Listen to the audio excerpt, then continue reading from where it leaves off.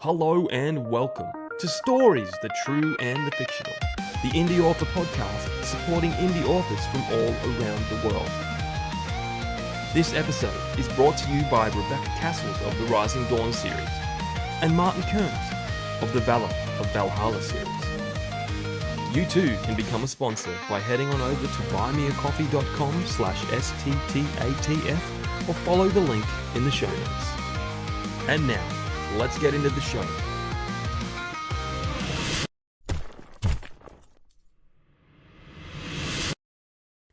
Warning. Listening to this episode may cause your TBRs to grow in size.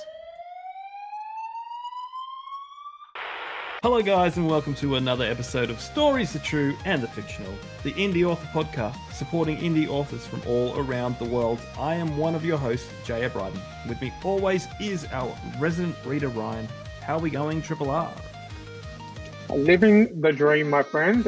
Yeah, man, just trying to make way through my TBR and living life on this long weekend out here in Australia.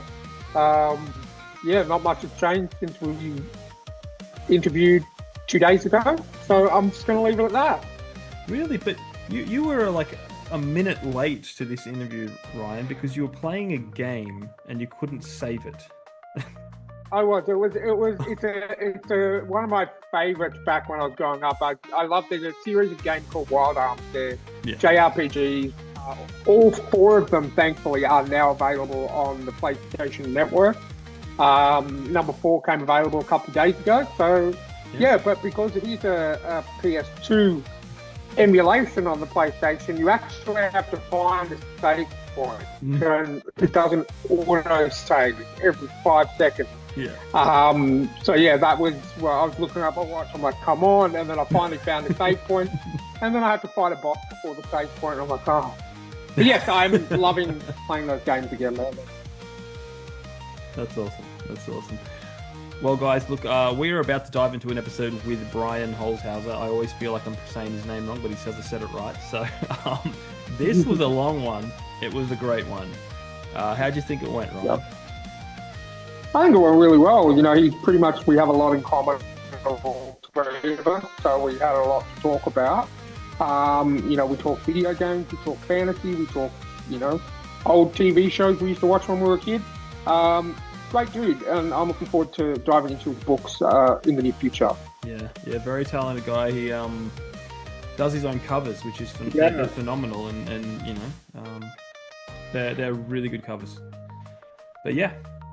Before we dive in, remember to check out our sponsors, Rebecca Kearsells, Martin Crumbs, our honorary sponsors, Janelle Schiecke and Alexander Robb. All their links are down below.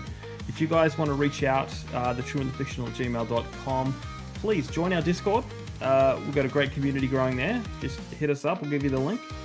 And we have some new merch available if you want to drink out of a Stories, the True and the Fictional mug with a Dropbear on it. Check it out. Links below. But without further ado, let's go talk to Brian. Brian Holshouser. I hope I said that right. Welcome to the show. Yeah, you nailed it, man. Hey, it's nice to be here, guys. I was going to make a joke about like it's not just half a houser, it's a whole houser. Oh, I like that. You're the first person to come up with that. What's too late? It's recorded now. It's done. It's in there. Wow. I have the power. I have the editing. How are you going, Brian? Good. I'm doing good. Really honored to be here. Thank you, guys. Yeah, no, we're glad to have you. So the question we always ask is, who is Brian Holshouser? I don't know. We'll find out. Watch and find out. Watch and find out. I'm a young adult fantasy author from Oklahoma, United States. I published my first book last year in March. I hit the 2-book milestone in 1 year, and actually I ended up on a anthology for the Fosha. I don't know if anyone knows what that is, but I had a piece in there. So I got published 3 times last year, which kind of blew my mind. Did not expect that. I love music, good music, play video games. Fantasy's been a genre of mine since I was a wee bitty one. Just try to be positive, stay positive, have a good life. That's me. Cool. I like it. Well, I'm gonna ask a question. Seeing as you mentioned video games, what's your favorite video game that you've ever played. Ever? Mm-hmm. Oh man. Okay, so I'm gonna throw out the Ocarina of Time's probably either Yeah. that or Final Fantasy 8 or 7. I'm gonna say 7, sorry.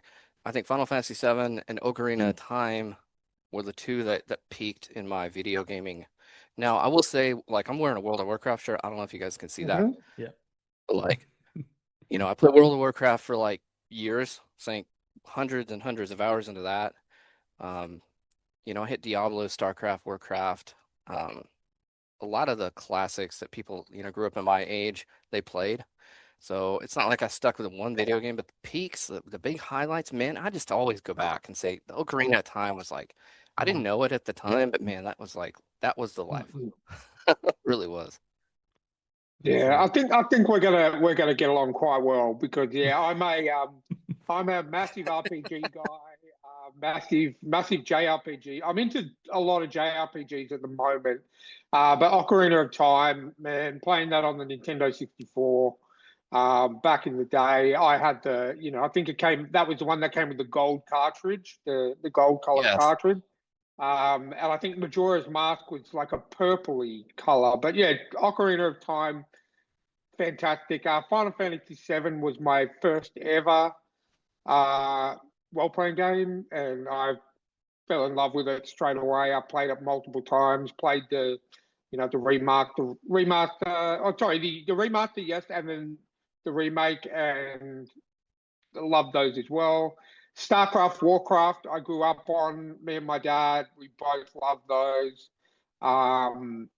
Really? My Yeah, dad and I so played that too. definitely. That's so cool. Yeah, I think it came out at a time where if you're someone in your family, like your dad or your mum or whoever, or your uncle, whatever, was into gaming, it was right on, because my dad he started on Warcraft, went to Command and Conquer, went to Age of Empires, and then StarCraft. And he was into those kind of games, and he kind of got me into those games as well. Because they weren't my go-to, but I fell in love with Warcraft. I never played World of Warcraft because I'm not a massive online gamer, but Warcraft, Warcraft 2, Warcraft 3, StarCraft 2, so many good memories. Yeah. Oh, I was early BattleNet, StarCraft, and I played Warcraft 1 briefly, but not as much as I wasn't the Warcraft 1 guy. I was definitely Warcraft 2 into StarCraft. So we hit the same genre base on our video gaming. Totally. I love that 100%. era. Oh, Loved it. It was a definitely. golden And age for games, man. it really was. And, I'm so glad that a lot of the, PlayStation, Nintendo, because I've got a PS5 and a Switch too. And I'm loving, we finally got, the PS Plus gallery over here a couple of years ago, and just reliving all those games. Like the game I was playing this morning, which I couldn't get to a save point because it's a game that came out on the PS2 that just got uploaded to the game. It's called Wild Arms 4. I absolutely love the Wild Arms series, and it takes me back to going, crap, it doesn't autosave every 5 seconds, so I can't just turn the PlayStation off. I have to get to a save point. Back nowadays, everything we all play, like it's autosave here, autosave. Every time you go into a new town or a new area, it's autosave. So if you can turn it off whenever, Yeah. but yeah, you couldn't do that back in the day. No. That's awesome. It's when I went back and played Sonic the Hedgehog 1 or 2 or whatever it is, and it's 10 levels. That's it. Just that's it, it's over. Is it over? Sonic. Yeah, Remember Sonic Pinball? Yeah. That game got me good. I was so addicted to that. But I really loved Sonic and Knuckles because Yeah. you could put Sonic and Knuckles in, and then you could open up the cartridge, and then you could put Sonic 2 in, and then you could play Knuckles in Sonic 2. Sonic 2, yeah. That's so cool. That's wild. I never did that. That's so wild. Oh, But that was a good time, man. Oh, it's just, and what you just said, Jamie, about Sonic being like only 10 levels, you remember it being so much longer as a kid. Yeah. Like, even just playing Wild Arms 4, I haven't played since I was like 15, 16 years old. And I was like, man, I'm going to start playing now. I only had an hour this morning to play. And I'm like, man, I'm going to start playing now, but it's going to take forever to get through the intro. 15 minutes later, I'm already into the second section of, after the intro. I'm like, man, that felt so much longer when I was younger. Huh. It's just, it feels, yeah, it's weird. I think one day I'll go back and I'll play some more, like Warcraft 3 and stuff again, just because I haven't done it in probably 10 years. I kind of miss it. I got 2 kids now, so it's harder to game. But... Yeah. That's right. I'm lucky. I have two kids, but they're animals. They're cats. So I don't have to all I have to do is feed them and show them some affection sometimes. So I can play a lot of video games. But yeah, it's Warcraft 3. I revisit probably once every 2 to 3 years. Like, it's such a good story. Yeah. And it's such a massive upgrade from Warcraft 2. It's jumped more into the RPG style rather than just being straight out strategy. So yeah, it's definitely worth a replay. The only issue I had is pretty much every laptop you have now doesn't come with a disk drive. So you have to kind of go out searching for a disk drive, because I've still got the game on disk. Yeah. I think my discs are broken. Yeah. I don't think I have those anymore. No, I got a new laptop like 2 years ago. It's got a million USB ports and HDMIs and all this kind of stuff, but no disk drive. I had to go out and try and find a disk drive, which is very hard to find over here at the moment. So that's wild. Can you not download it? I thought BattleNet or whatever had you. Like, I thought they had an archive you could download it. Maybe I'm wrong on that. It's been a long time. Possibly it could have been, but maybe I just didn't really look into that. I'm like, I have the disc, and my backwards head is like, I'm not paying again for it, but I went and spent $60 on a portable disc drive, which I could have, got it. That's terrible. I mean, I do a lot of, like, I use Steam a hell of a lot as well. Like, I've got tons and tons of games on Steam since I got a gaming laptop, but yeah, I didn't think of that. I probably should have. Would have saved me $60, but whatever. For more tips with Brian, please follow him on X. I'm curious. You said you bought my books. I wanted to ask you something. So I was scrolling through Google looking at my books. They're available in different countries, and I didn't think about this until just now. My book's like 450,000 Korean dollars, whatever that is. And I was like, whoa, dude, like what? Like, I saw that price. I'm like, what is it in other countries? Like, what's a normal book cost to you guys over there? Like for like my paperbacks? For me, digitally, I always say this with indie authors. Like, I'm always happy to support. Doesn't matter how much it costs. Like, if it's whatever. But for all the indie authors who do over. Hold on, let me bump the price up for you. Go ahead. I'm sorry. I pretty much bought every single book. So I generally pay between, like, your books were $4.25 Australian. Oh, okay. That's pretty normal then. The ebook, and that's generally they're between $4 and $7 for most indie books that I buy digitally. I used to buy them on Kindle Unlimited, but I used to have Kindle Unlimited, but I kind of got rid of that because I'm finding that I'm getting 4 chapters into the book on Kindle Unlimited. I'm just buying it anyway to support the author more. Yeah. So generally most indie books are between $4 and $7. I haven't paid more than $10 for an indie book. And because I'm a hard copy person, and I did buy Gwyn's Kingdom. That did happen, and it was like 23 Australian dollars, which I just looked it up, is $16 US. Okay. That's still a little bit more than I thought it would be, but it's not 400. Well, it's not 400 grand. No, so. Well, our Australian, like our printing, we have extra taxes on printing, so everything's more expensive because it's to is print. It a Kiwi? Is that what your dollar's called? I forgot. Australian dollar, or there was once there was Australian dollar, but there was once a petition to change it to dollary dues. Okay. That's okay. That was a legitimate thing, Once upon a time, I kind of looked at Forex trading, and I remember some of the they had different terms for all the different dollars. I was like, One of Yeah. them was a kiwi. I can't remember which one it was. It may have been New Zealand, Yeah. but now I'm trying to Mhm. remember. I That's can cool. find out. It's not 400 Yeah, grand. it's not. It's That's what not. Yeah, they're not overly expensive. I mean, in my in my defense, like my house that we moved to about a year ago is a lot smaller, so I can't really buy too many physical books because I just don't have the room.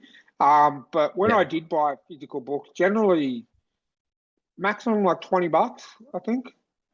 $20 for a paperback, which is not bad. I mean, I don't drink coffee or anything like that, so I'm saving money there. So it's, and I don't mind spending money on things I love. It's something I'd rather spend $20 or, you know, $5 to $10 on a book that I'll have forever and I can reread over and over and over again Yep. than, spend bloody $7 on an energy drink that will last me like half an hour. Yeah. True. I looked it up. The New Zealand dollar is called the Kiwi dollar. It is. Oh, Really? I'm Oh, sorry. I Yeah. wow. confused you guys. It's always a Kiwi. Fun fact. There you go. For more fun facts with me, no, don't. Don't follow me. My fun facts are weird. Um, let's get That's these awesome. icebreakers going. What do you say? We'll be here for hours. Yeah, let's Sorry do it. about that diversion. I just thought I like to meet other gamers and Yeah. especially around the same age as us, and I generally find that we all kind of grow up on the same games, which is good. Totally. Totally. Yeah, let's jump into it, guys. All right. So the first question is a new question. Who is your Mhm. favorite dynamic duo? For example, Oh, Batman and Robin. I've got to say that because Ryan will be offended if I don't say Batman and Robin. Rick and Morty. Laurel and Hardy for all you old people. And it could be from anything: movies, literary.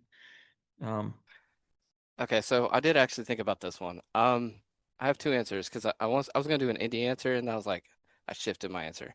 I was gonna say I really like Grimm and Vidge from Relentless Blades. I don't know if you guys have read that book yet. Mhm. Say like Yeah, it's I on my have. indie shelf. It's on my shelf. I haven't author. read it yet though. Okay. I think I have it somewhere over here. I Um, read that after we interviewed Russell Carroll. Russell Yeah. Carr, yeah, I like and that. I bought Okay. I bought the second one straight away. It's such a good book. It was a great book. I was gonna say them, but I was like, okay, I can't do all indie answers and all this, so I scrapped that. So I was gonna say, I think my favorite duo. I want different on this. I'm a big comedy guy. Have you ever watched Mystery Science Theater, the show? Yeah, Do long you remember time the ago. robots, Crow and Tom Servo? I'm gonna say those are my Mhm. favorite, just because I was gonna be completely different on this one. I Yeah. could go like Frodo and Sam, Batman and Robin, but I'm gonna say Crow and Tom Servo because that highlights so much of my like childhood growing up watching that show. Yeah.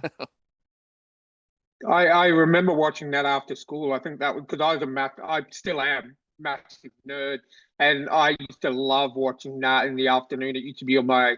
We used to have cartoons from I think like 4 o'clock through till 5:30, 6 o'clock, and that was not a cartoon, but it was the first show on the docket. So yeah, 100%. I can agree with that. That was a fun time, man. I love that show. Definitely, definitely. All right. Question number two is: what is something that's on your bucket list? Bucket list. So, man, I have a big bucket list. I really want to get a pilot's license and fly. Like I love to go up in the air. My uncle, he flies a plane. I proposed to my wife looking at Christmas lights in a plane. That's a big thing on Wow. my bucket list eventually. Um, I want to travel. I want to go to Australia, New Zealand, see the Lord of the Rings sites. I think it'd be cool Mhm. to, go to Jerusalem, see all the places Jesus went. Yeah. Europe, travel around there, check out everything. I think all that, it kind of ties in. I think it'd be really cool to fly it. That's like, kind of hard. Yeah. But I really love to travel and I love to fly. Those are big on my bucket list. So those are those are my Nice. answer. Cool. Awesome. And there's a lot of similar things between Jerusalem and Australia. If you go there, things will try to kill you, probably. Right now. Yeah. Yeah, you're probably right. Yeah. Yeah.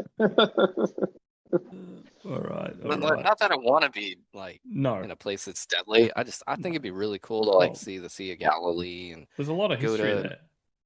yeah, the Mount of Olives, like everything you read about, like if you read the Bible, it's all in there, and I think that's really cool personally. So for Yeah. me, And I'd apparently, love to like actually. it's apparently like it really hits. hits you if you're there. Like it brings everything to Yeah. life. You're just like, Yeah, I've had a few friends who've gone over the years just a couple of them they weren't Christians or anything. They just went and they knew the stories and they like you said, it changes you just to like realize that these are actual places, that you can yeah, actually go visit and thousands of years ago it was being written about.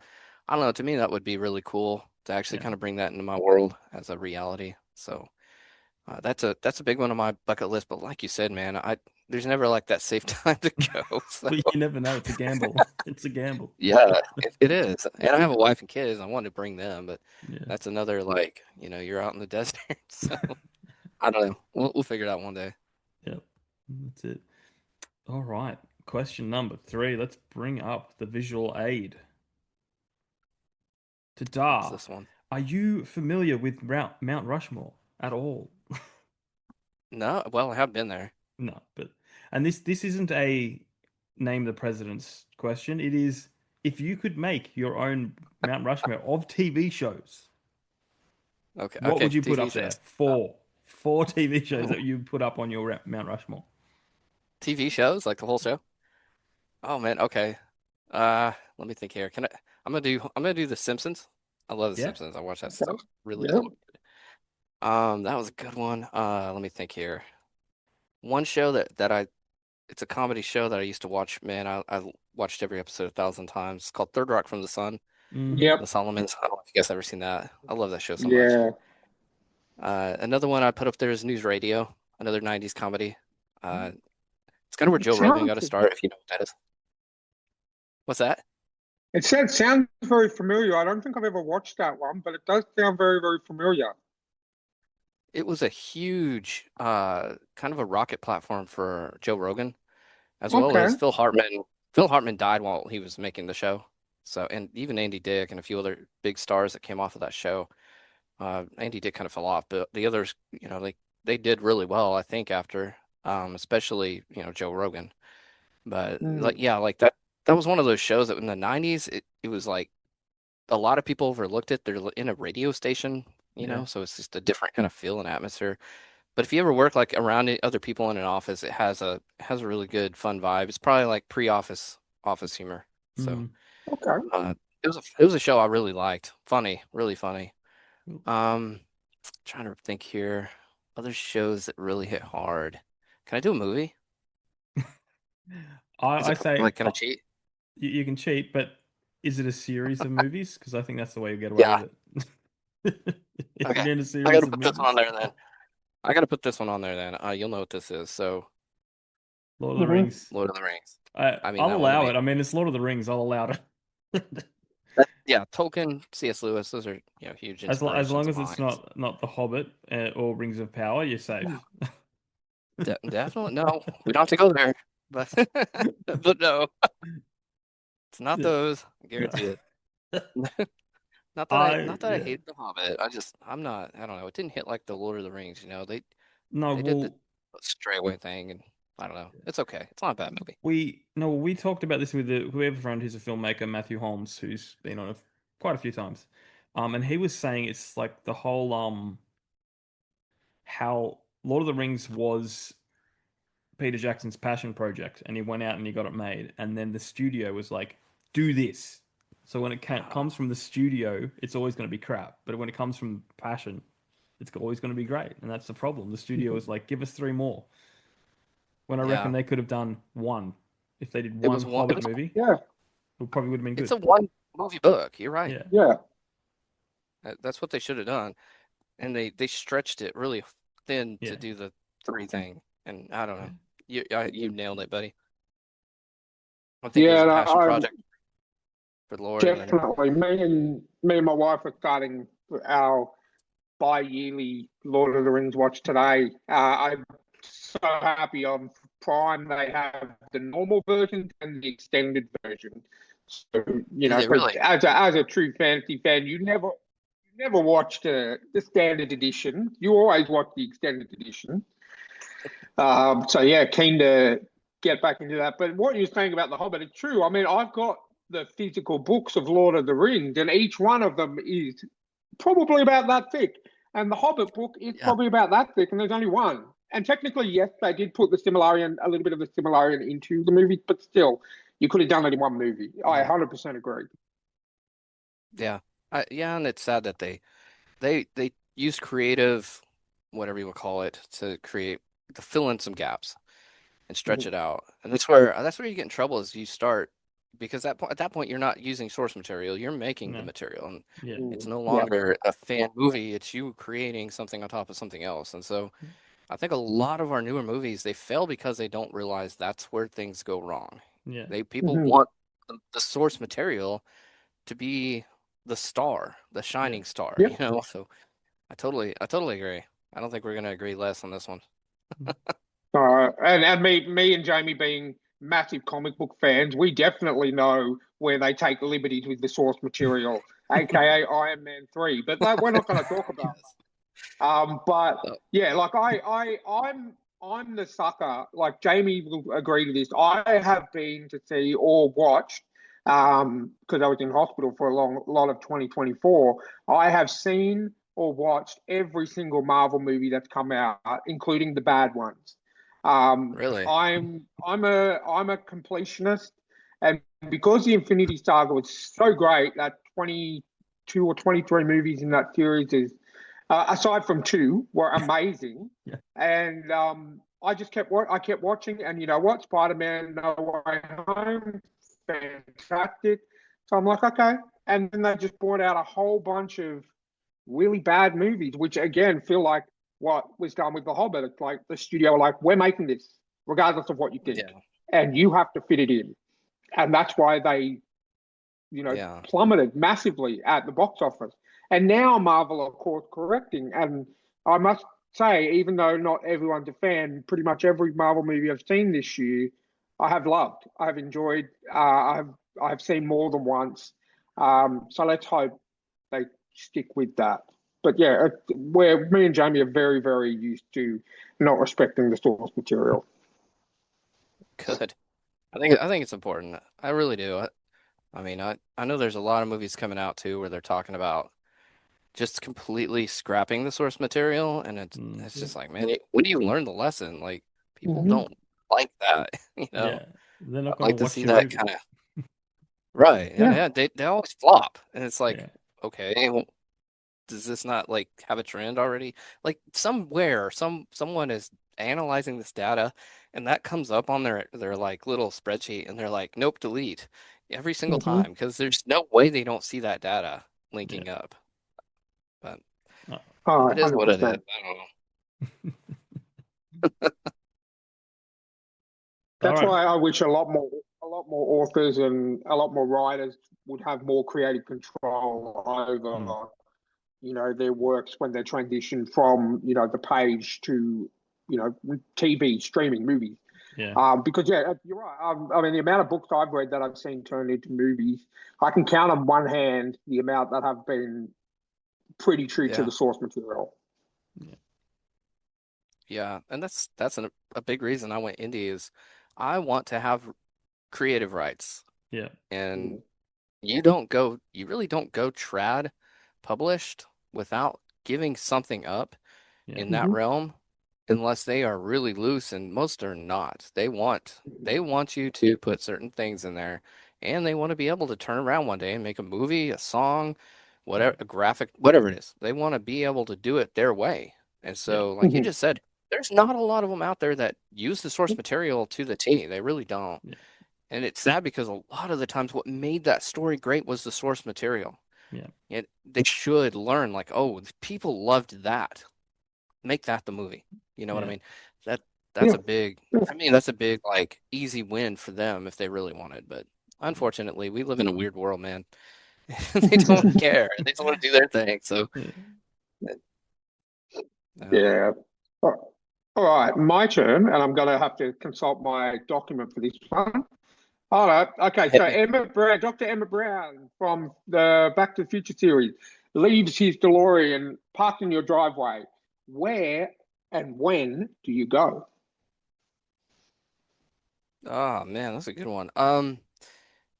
If I went back, I'd do the Renaissance. I'd love to see the medieval time period or the Mm. Renaissance personally, like to actually experience that and to see because we have we have a lot about it, but you go to a Ren fair, you go to anywhere, it's never like even close to what the Renaissance was. It's Yeah, fun, but the real Renaissance, I think, would be cool to see first person or even just, that medieval time period to go back and see how people really did live and get a raw feeling for that, just to kind of see it since I've read so many books based on that time period.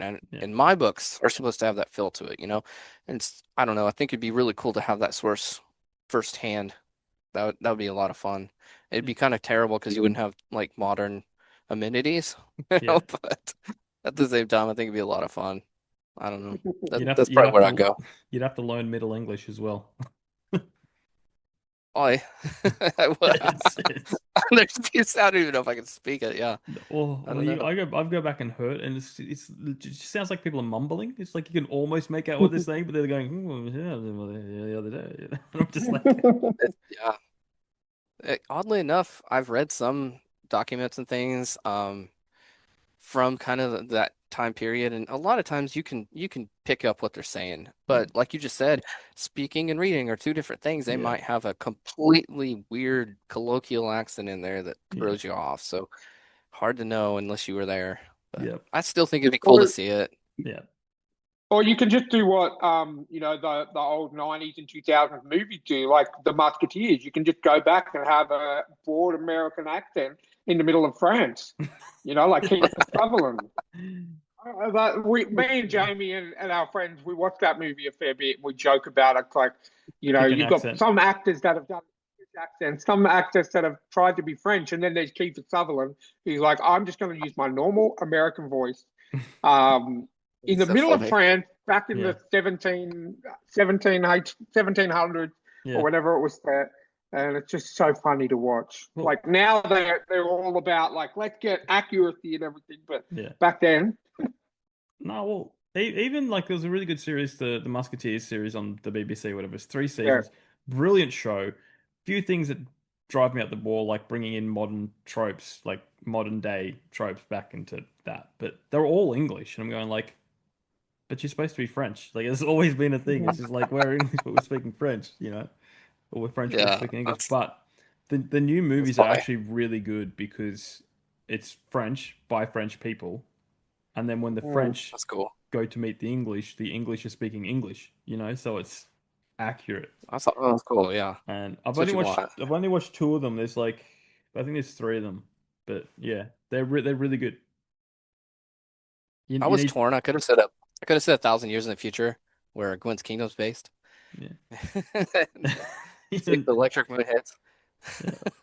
Or you could go and make some stops along the way to make sure it comes to be that. You know, There you go. Well, I shape hope it, not. I shape hope it. not. Like make the yeah, that'd be crazy. All right. Okay, the last question, and this is a new question. It's a carry on. Did you ever watch a show, streaming show called Mirthquake? Did you ever know about Mirthquake? No, I think I it's don't know what that is though. they think his name is David Batterino, and he was only around for maybe a year or two. But it was like a live streaming, like Bald and Balding and all that stuff. It was super fun. But he had this question on there, and one of our members in our Discord, Sam Robb, suggested that we carry on the question from Earthquake. Okay, I didn't even ask him if we could do this, but you just did it. but we're just doing it anyway.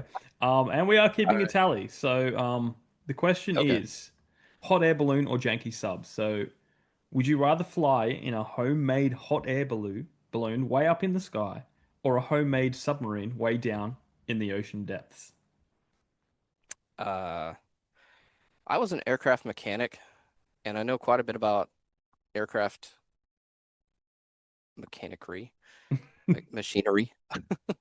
I could probably get the aircraft to at least fly. I don't know how homemade we're talking, but I feel way more comfortable in the air than I would trying to figure out a submarine because there's a lot of moving parts on a submarine. I would think that would be janky. Yeah, yeah, You could fly pretty easily. I don't know how many balloons we're talking or what we're talking on the aircraft, but I know a little about aerodynamics and how to get something to rise and fall without it filling up with the water. So I'd say probably the hot air balloon. there you That's go. my safer. There That's you my go. safer. It's a draw. It's a draw. So far we have Oh, one for hot air balloon and one for janky sub. So, Oh my God, who said the sub? Joel Nadecki, That's terrifying. well, yeah, I well, couldn't imagine. I think it's when you think about it, it's all about, how would you like to go, falling to your death, Oh yeah, pretty or much. instant crush, so. Okay, yeah. But if That's like, yeah, if you're, but you know what you're doing about the, up there, so you'll be right. I have a little bit of a shot with the air balloon. I don't have Yeah, anything with the submarine's gonna kill me. that's it. Fair enough. I'm dead. There's no like fighting that one. All right, cool. Well, there you go. Icebreakers are done. Mhm. Awesome. Those are fun. Thanks, There you guys. go. All right, Well, I'm out of here. Bye. okay, and thanks everyone on the Discord for pitching in some questions. So, hot air balloon came from Sam Robb, and favorite Thanks, Sam. dynamic duo came from Trinity Cunningham. So, Okay. um, Thank you, Trinity. that's some Those are good fun. stuff. Now, That made me think She's too. got a new book out as well. I think I bought it last night. yeah, it's the third in her trilogy. Yeah, I picked it Oh, up really? last night. Very, very good. So I read the first one. Absolutely love it. So I was like, I'm gonna jump on that. So Yeah, cool. Nice. What's it called? What's the name? I'll Inherent have to Bound, Inherent Bound. bound. They all got bound in the title. Yeah, Bound. Okay. I that's what I love about the Kindle app. I'm just bringing it up now. If you can't see me, that's okay. The Kindle app lets me know when a new book in a series is available, and then I can click on the link and it takes me straight there. So her first book is Bloodbound, her second book is Unbound, and the third book that's just come out is Inherent Bound. So yes, you were right, Okay. Jamie. and her fourth book will be called Homeward Bound. No, I'm kidding. I'm kidding. Oh, that was a heartstring pulling movie when I was little. I Oh, love that movie. it still is now. Come on, Michael J. Yeah, Fox and yeah. other people. It's a classic. Oh It yeah. is. But That's good, yeah. you know what? Michael J. Fox has actually showed up in a fair few episodes of the new season of Shrinking. Yeah, So no, thanks yeah, to Bill Lawrence, he's Michael J. Fox is doing well. yeah. Awesome. Because he was in Scrubs as well way back when. So He was, yes, yeah. yes, he was. Um, That's really cool. Bill Lawrence can pull all the A-listers anyway. Oh yeah, 100%. He can also pull a grown man to tears, as I found out watching episode 8 the other night. Of Scrubs, The yeah. episode, because our friend Chris did warn me that it was quite emotional, and I'm like, Scrubs always is. It's Bill Lawrence, he can make you laugh and make you cry. So I thought I'd be safe, but yeah, there's a scene like pretty much the last 10 minutes of that show. I was literally just Really? bawling. Yeah, because I recently, about 3 weeks ago, my dad passed away after a long battle with pancreatic cancer. So Oh my it's God. in the Sorry to hear that. essential vibe of that. So yeah, look, Bill Lawrence, and you know what? I'm okay with Bill Lawrence making me cry because I'm a massive supporter of him, and that's what he does. And it was Yeah. such a good, heartfelt moment for Scrub fans, and yeah. But yeah, I'm not trying to promote the new series or anything, but it's good. Yeah. I haven't watched the new ones yet. I used to watch the old ones. In fact, JD and Turk, that's a good dynamic duo right there. Yeah. Yes. I've seen the new ones though, so don't run it. But man, I'm sorry to hear about your dad. That sucks. But I'm glad to hear that the new Scrubs is hitting though. That's good to know. I haven't watched it It yet. is. It's kind of on my bucket list. So It is, and I always say that the original series of Scrubs, the Brendan Fraser episode, is the most heartbreaking yes, moment in TV history. And you know what? I still watch that. I've watched it, I think, like 5 times. But yeah, that's what Bill Lawrence does, and the fact that he can still do it, 20 odd years later, is so good. So yeah, definitely worth the watch. yeah, I'm looking forward to it. I'm glad you pumped me up a little bit on it. So Yeah. I Yeah, feel obligated to though because look, I've only watched 2 episodes. I'm going to get back to it. I'll probably wait till the season's over and then binge it. But I wrote a soft review on X, and then oh really? I woke up to 35,000 views on my post and Bill Lawrence replying to it. What, dude? So That's I'm like, awesome. and I'm Oh, like, I think I remember that. I'm like, I oh remember my, that. I remember seeing that. yeah. I'm just like, And it was just like That's I didn't awesome. like one particular thing they did. I said I don't know how I Mhm. feel about it. I'm not sure if I'll keep watching. And then I had all the people hating, all the people agreeing, and then Bill Lawrence going, "This is why we chose to do that." And I went, "Well, I feel obligated to watch now because you spoke to me." You know? That is that is so cool. That's the coolest thing about social media. You know what? Yeah, You actually have a shot at someone like the author or artist to actually get your message and yeah, see it. Mhm. And what's weird is I have seen like celebrities and stuff hit my post before, and it always blows my mind. I'm like, is that real? yeah, You know, like Mhm. randomly, like someone big will hit you, and you just like maybe they'll just like it or something, and you just be yeah, like, huh. You know, you never even like that doesn't even seem conceivable to a 90s, yeah. 80s, 90s kid like me, you know? That's so out of my realm of possibility. So I don't know, it just always feels like it's surreal. It's like being on this show. I watch you guys on Yeah. this podcast all the time. I don't feel like it's like I feel like out of place being the guest. Like, oh, I'm a fanboy. No, I totally agree with that. Like when I'm only recently new to X, so it's really good to interact with all the authors that we talk to on the podcast. Not we don't just talk to them once. I get to talk to them all the time. But I remember a very very long time ago when it was still Twitter and I was on it for a little bit. I would reach out to comic book writers and tell them how much I really loved the latest issue of what they wrote, and they would reply back 100%, like within a couple of hours, and I would fangirl, fanboy out massively. It's just, it's just Can you they're guys the, see or the hear me? they're the wholesome, the wholesome moments. Can you guys I still see me? It says something went wrong. It says it locked up and reset my browser. I can see you. We can see you. No, You well, can? we can see you. Okay. Yeah. Okay. I mean, I'll just live with it then. I can't see you guys, but it's kind of weird. I have no idea what How many happened. fingers am I holding up? Yeah, that many. That many. Good answer. Good answer. Um, look, let's dive into the fun stuff. So, since Ryan just spoke about comic books and stuff, what Okay. is your author origin story? Mm, it's a long one. If I went all the way back and told the story from the very beginning, my I guess my mom used to read to us when I was a really, really little kid. And we're talking like Little House on the Prairie, Berenstain Bears, growing up with like a variety of, the old classic books. Mhm. And that stuck with me. But then my dad started putting us into his own like little fantastic tales where, he'd have like rock people around the lake, like fun little scary nitpicky stories or fantasies. And he would put us in the kids. I had five sisters and a brother, and he would put us into the story, and he'd change our name to like a backwards version of our name. So I was like Trey Nayerb, Brian Robert.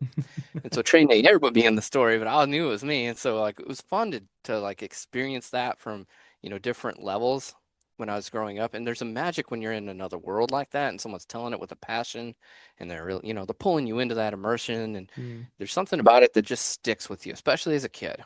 And so when I grew up Yeah. a little older, comics, Spider-Man was huge in my life. Music's always been huge. Like when I was 11, my dad taught me how to play guitar, and I started writing even before that. I started writing music, and I was in probably four or five bands, throughout my youth. Always read, read Peter Pan, some Charles Dickens, Harry Potter, Narnia, different books. Lord of the Rings, of course. Hobbit was a huge one. And Mhm. so I really focused hard on music because I thought, I could sing, I could play music. I loved doing that. It was a fun, passionate thing for me to do. We had bands that were on the radio locally. I wrote hundreds of, probably 100 something songs. Real fun, real fun project. And then about 2009 or 10, right about the same time my grandma passed away, our drummer in the current band I was in decided he was going to date our guitarist's ex-girlfriend, and it didn't take long before the band was gone. And so I remember I did have a couple of side projects still in my bands, but I remember at that time I was thinking I have to do something either solo, music wise, which I didn't really want to do. I could still do that for fun, but I wanted to write, I've always loved reading. And so backing all the way to the childhood memories of being read stories and told stories and everything, I thought, man, I want to give this a shot. And so about 2012, I started writing these stories. In fact, I have the old one of my first old books that I started writing about Gwen. And don't get me wrong, it started off with a male protagonist. I was projecting my own character into it too much, and I hated it. And so Hmm. like I hated the first several things I came up with. And then one day I was like, you know what? I love Avatar, The Last Airbender. I love all these things. I started thinking about the story Yeah. the way I wanted it to be, and I started world building, and I changed my protagonist to a female. And there's something about that in my head that clicked. Growing up with five sisters, Hmm. just being around girls a lot, I kind of knew some really strong, powerful women in my life, and it just felt like, you know what? I don't see any stories like that at the time, and there weren't like a whole lot other than, Katniss, maybe I guess from Hunger Games is just starting to get big, which I didn't feel like she had much character personally. I Mm. probably offend some people, but I felt like she was a dry character. She wasn't done like really well. So I gave that a shot, and it just kind of wrote out so easily and fun that it just grew and grew and grew. And then I don't know, I found a voice, so to speak, when I was writing. And so over like 7 or 8 years, I had almost 3 books worth of material, maybe more. And I had all these stories that were branching off and becoming a big world. And I was like, I have to eventually do something. And in Hmm. 2024, yeah, 2024, I worked for the government for 14 years here in the US. I worked for the Air Force, and I was kind of getting to a point where I wanted to try something different. I wanted to be more entrepreneurial. I wanted to do something with all this material I'd written. And I went ahead and said, okay, I'm going to give it a real shot. I want to put it out there. I want to see if the world accepts it. I have a few betas that have read it, not a lot, but enough Hmm. that they're telling me to they're saying put this out there. This is good. It's worth selling on the internet. It's worth going out or on KDP. It's worth going to shows and signings, doing it. And I said, if I do it, I'm not going to do it like with just half my heart. I'm going to put my whole heart into it. I want to really try. So I spent a year editing or ish, and then eventually published it. And I found out I had to cut it way down, which is like for a YA story, a 7,000 page book is not going to work. So I had to cut it way down, got it down to about 300 and something, and ended up getting it edited, threw it out there, so to see what people. I honestly, I just tried to get it out there. People say it's Hmm. good, and you never really know, but I got a lot of positive feedback. A lot of people saying it's good. I ended up trimming out another part of that story as I found something out. I went to signings and things, and I found out that kids don't read as much as they used to read when I was a kid, Mm. and a lot of them have an attention span problem with, scrolling on TikTok and everything else. And so I was like, man, I would love to have like a shorter book to sell these kids to draw them into reading. And that was where I kind of started thinking about putting a novella out. And that's where I was like, okay, Nakiri happens later in Gwen's Kingdom, but I could pull this out, expand the world a lot, enough that it would feel like its own story and maybe actually because there's a lot in there, and then put that on its own thing, and then eventually have those two stories arc together, down the road because they do. That's how it was written originally. So I did that, and then I've kind of pivoted now, and I'm even thinking I'm going to probably split these books up as well and offer them, still as full books, but also offer them as like volumes, 1 and 2, and Hmm. so as I've learned, that's where my journey has gone and been and came to so far as a young adult fantasy author. um, Anything I'm missing in between, feel free to poke me with a question. Yeah. I'm sure I'm missing a bunch, Awesome. but No, that's cool. That's awesome. I love how you were able to, realize, um, that, yeah, you are 100% right. People, young people now who are generally reading in the YA genre, yeah, yeah, you're right. They don't have. I started on Stephen King. Like the first few books I read were It and The Dead, and they're 1,000+ pages, and that was fine back then. But now we've got all these yeah, devices and, like you said, attention span. So it's great that you're able to realize that and come up with a solution to adapt to that crowd. So you've still got the full book for people like me and Jamie and that will happily sit through.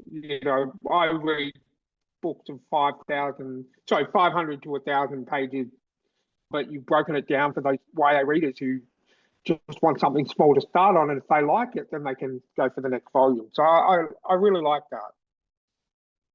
yeah. That was a big goal, and to also I wanted Nakiri, I wanted it to be fast and punchy and just super engaging. and just like high action, and it's so like young readers who are used to that instant dopamine hit. I wanted that to happen with the book because when you finish a book, you know that feeling. You're like, even if the book's Yeah. not that great, you're like, heck yeah, I finished a book. Yeah. You know, it's like it's such a dopamine hit. And I just don't see it. Like there's a lot of young people that don't even read, like they don't ever have a book that they can say they've read unless it was Yeah. for a like a book report, you know? Yeah. And so I think the first book I remember reading, like a full chapter book, was what maybe like Moby Dick, you know, Mm. it was a pretty thick book, you know. Yeah. Yeah. So yeah, Cool. I'd like to say I'm contributing to society getting back into reading, Yeah. getting, you know, what's the right term when you get lost in a world, you know, when your escapism is in there, you Yep. know. Yeah. I want to have a hand in getting back to that, especially with the youth, and not have it like just be so agenda driven, just have it be fun, you know. Yeah. Clean, fun. Mhm. And that's the other thing too, is my stuff's clean, you know, I don't have any spice. I've seen some YA now that I guess are dipping their toes into the more steamy, spicy scenes, and it's like I'm seeing a lot of parents that are like, "Hey, does this have that in it?" I'm like, "No, it's nothing like that." Yeah. And they side eye me and go, "Are you sure?" You know, it's like, You should put some spice in your books, but like make it like, like herbs and spices and like just like you know. there Like, is actually in this one. There's yeah. herbs. Yeah, like there is spice, but not the spice you think. Yeah, Yeah. that's funny you say that. I had a beta, so there's a scene in this book. My new one's coming out. It'll be coming out on the 30th of this month. Yeah. Um, Flame in the Emerald Shadows. There's a scene where the goblin that's in there in the beginning, he pulls out this goblin spice. It's called Glade Goblin Spice, and he chews on it, and it heightens his senses, and he offers it over. But first, it burns the crap out of his mouth. Mm. And so the three protagonists, the three main characters, Jack, Shelley, and Gwen, are sitting in the carriage right then. And Gwen tries it with Shelley, and Jack's like, "Oh my God, what are you guys doing?" Like, because she sees him like in pain, and he's looking at him, and they're like, "Oh my God!" But then they experience this heightened sense, like they can hear the birds clearer, and they can No. like sense the wind, and it's just like, "Whoa, what? This is the coolest thing ever!" And they look over at Jack, and they're like, "Hey, you should try this." He's like, "No, I saw your No. face." So yeah, no, it's fun. I do have spice in that book though, Yeah, there you like go. There you real go. spice. It's like I can say it's spicy. E.L. Lyon's book, which I just got, and it's like it's just like there was a lot of misconceptions because everyone thought it was like romantasy or like tree smut is the joke. Uh, but Yep. it's like it's not that. That's so funny. Yeah. Um. I, I, it's weird. I don't know why, but I guess there's enough books. Like, I guess there's like one called Graceling, apparently, or and a few of them like that. And they have some scenes that apparently they describe like the spice. And so parents are really, really getting timid to just go out Yeah. and buy a book without Yeah. asking now. And Yeah. that's sad to me. Like, you shouldn't have to worry about a young adult book. Yeah. It should just be clean, you know? That's Yeah. PG-13. Yeah. So Oh, I 100%. wish, Like spice is a massive. Like I'm 44, so I'm semi-mature adult. But I'm at that age where I can't read anything with spice in it. Like I need it to just be, which sucks because a lot of horror. Luckily the yeah, horror authors I've been reading, there's really not much spice at all. But when you watch a horror movie, chances are there's going to be some sexy time. But yeah, I started reading yeah. two authors and not saying anything bad about them at all. Rebecca Kearsells, I love you, but she does werewolf romance, and while Oh the man. story is really good, it's a little bit too spicy for me, and even she admits that. And Also, Charlotte Chaos is Yeah. that's a lot. Like I love the premise, angels and demons and all that, but it's just a little bit too spicy for me. But a lot of other people love them, but it's just not my cup Yeah. of tea. So I'm glad to hear that yours are quite good, quite clean. Yeah, and I'll tell you right now, I just, it's not for me. Um, I'll probably never write anything other than hand holding, maybe kissing, and Mm. Yep. that's going to be probably a little awkward for me to do. I don't, it's probably going to take me a week to write one scene in that realm, just because it's like, oh man, I don't want this to be weird. But Yeah. it's weird when you're writing teenagers though, because it's like, man, because my protagonist, she turns 15 in this book, and just even the thought, it's like, really? Yeah. Like, why would you know, like you feel like a Yeah. creep writing anything. You're Yeah. like, Oh, you know, I don't want to do that. 100%. Yeah. No, I don't know. To 100%. me, I just don't see why people are pushing that No. in the young adult. I wish they wouldn't. It does in the back end of it. It causes me a huge headache because I had a lady at the fair that we went to the other day. It was a Ren fair. She came up and she was like, I have an 11-year-old. I don't want any spice or anything that's just even weird or no cussing. And I'm like, well, Yeah. there's really no cussing even in mine. So I think I say the word damn in Nakiri's Last Stand and hell and Gwen's Kingdom. And that's it. And she's like, I don't know. I said, do your due diligence. Go read my reviews. You know, read some sample chapters. Do as much homework as you can. If you don't feel comfortable, please don't buy it. Yeah. She came back 4 hours later at the end of the day. It was like closing, literally closing, like as I was packing up. And she goes, I'm gonna buy this book. I love it. And I'm like, what? She's like, I did my research, just like you said. I listened to even part of the audiobook. I was like, oh, cool. But I mean, you shouldn't have to vet that hard, you Yeah. know? Like Mhm. that should just be assumed. It's YA, you know? Yeah. So I don't know. To me, it kind of breaks my heart a little to know that that sentiment is even there to Yeah. begin with. That much Yeah. of a trust has been broken. And I think it's trad too. It's trad doing this. It's not Yeah. even the indies. It's trad. You know, they've got like I haven't read the new what's the Hunger Games? I haven't read it, but I've Hmm. heard that one's another one that touched into it. And it's like, can we not make that new adult genre or something? You know, like make that a thing. Like, why are we doing that in YA? Like, Yeah. don't do No, that. It's already 100%. hard. It's already so hard to earn 100%. trust with parents. Yeah. So No, look, it's anyway, 100%. It's just, I think it's just, there's places for it, and Rebecca Castle's book and Charlotte Chaos's book are definitely where it's for. You know, they're definitely for mature readers. They don't, bill it as YA or anything. And they do it yeah. well, but it's just not my personal cup of tea. Yeah. But in to think that, a lot of writers or traditional publishers are trying to slip that into young adult books is just disgusting, to be honest with you. It's creepy is the word. Yeah. It's heartbreaking because man, I do see the faces of these parents when I go to these signings, and you could tell they're heartbroken over it too because they want their kid Yeah. to read, Yeah. and so they're falling back to like the classics, you know, like Yeah. they don't even Hmm. want to trust some of the newer stuff from just the last 5 years.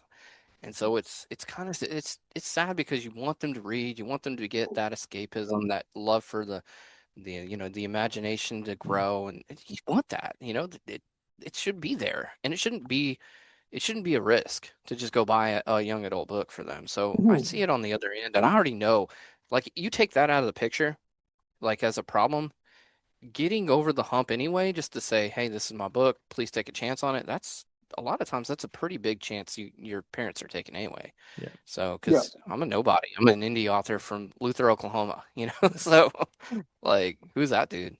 Yeah. So yeah, that's I don't need that. I don't need the spice hurdle. I No. already have my own hurdles. Yeah. So Yeah. please don't put that in my way. I don't want to. Yeah. So I agree though. There's a time and place where people do it, and that's fine. That's up to them. But I just wish it wasn't in the young adult things Yeah. right now. That's not where it goes. Leave the kids alone, as they said on The Simpsons. What you think of the children? Yeah, good luck, kid. Yeah. That's funny. Uh, all right, let's dive into some of these books. I'll bring up because we already talked about it a bit. Hmm. Hey though, Queen's I can Kingdom. see stuff again on the screen. Yeah. Can you? Wow, there you go. Awesome. Oh no, I So, can't. It says, "Oops, so something this went wrong," but is something did change. so this is the new one, correct? I No, know there was available. this is the Electric Moon. Queen's Kingdom, the Electric Moon. Um, So this is my That's my first one. That's my yeah, debut. Is that the one you guys are looking at Oh, right there? okay. Yep. yeah, Yep. that's the one we're looking at. Yeah, Okay. Yeah. So that's my debut. She just turned a year old in March, so I'm proud of her. She's been a lot of fun to sell. I think I'm over 400 copies of that book alone just sold. I'm pretty happy nice. with where it's gone. Man, and it's weird because like my core audience is it's kids, teens, young teens are the ones who enjoy it the most. And it's hard to sell a book like this because you don't know like who's reading it or not at that age until you hear like random trickles of, oh, my kid loved this from a parent. Yeah. Or like today, in Sunday school, my daughter said, "Hey, one of my classmates said she's reading your book." And I'm like, "She's like 10." It's Yeah. like, how? I don't even know where she got it. So Mm. those kind of things are really cool about it. But go ahead. I'm sure you got questions. But yeah, I love the cover art on this one. To be honest with you, on both the ones I bought last night, they're just amazing. Did you design these yourself, or did you outsource it and get someone to create the covers for you? How did that all come about? No, I did these covers myself. Wow. Um, I do art. I don't think I'm as good as you guys are saying, but I do art. I've done that since I was really my wife took art, so I always feel like she's a real artist. I'm just kind of like the imposter artist. She was in college taking art like as a graduate for a long time, and she showed me a lot. And so she got me this little Wacom bamboo tablet like in 2011, and I bought a couple programs. I had Photoshop back in the day when it was like you buy it and keep it. And then I Hmm. lost that when I updated my computer, and so I went and I switched over to a program called Affinity, and it's kind of Oh like yeah. it's like Photoshop. It's a whole lot like Photoshop. The free or like it's buy you own it kind of thing. And then I had a couple other programs I played around with and studied and did, and so I can do some work on there that's decent. My first cover is actually this one right here. I felt like I did okay on it. Looking back, it feels a little more amateur, All but right. Yeah. I what I was doing is I was building this one in the background. I was gonna do it as like a special release, I guess you could say.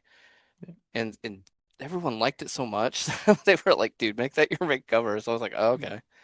And so I did. But originally it was this cover right here. It was gonna be this. And I might break the volumes out when I do it and make this one on maybe even redo it and a little nicer, but just go back and maybe use that one again someday because people like both, but everyone said this one right here, the one with the moon and everything, just hit so much better. So I don't know, it was one of those things where when I was making it, it just came together really well and it felt like it was special. Like I don't know how to explain it. Sometimes art you struggle with it like you're writing almost, and other times it's just like you go in there and it's just like you nail the strokes, you put everything together, it just falls together, and that one did that. It just felt like it just fell together. So I don't know. Oh, it looks great, and we've spoken with other guests on the podcast a lot. I love the protagonist with their back to us, looking out to the world, and obviously, that a lot of the books that I've bought over the last 2 years have got that in common,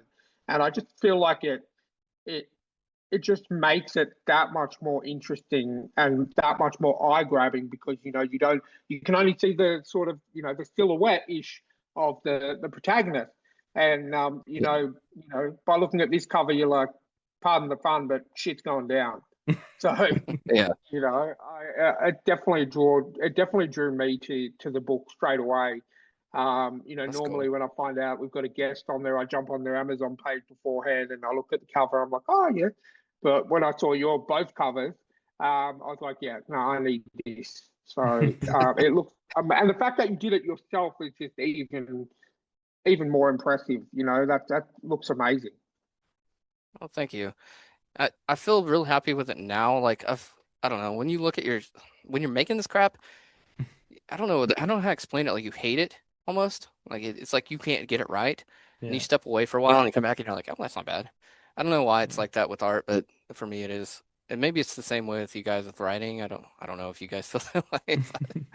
But, I know that sometimes when you get too close to the project, it feels terrible, but then later you kind of like it more. So thank you. That means the world to hear that. It really does. And so you said it feels dark. That's another thing I've Mhm. kind of worried about, to be honest, is the first half of this book is cozy. So it's not all cozy, but I get that this is a cozy fantasy vibe for the first half, and then the second half is adventure. So I Yep. always worry that this cover comes off too dark, actually. Yeah. So No, I no, know. I wouldn't say too dark. I would say, it to me, it looks like a really good fantasy story.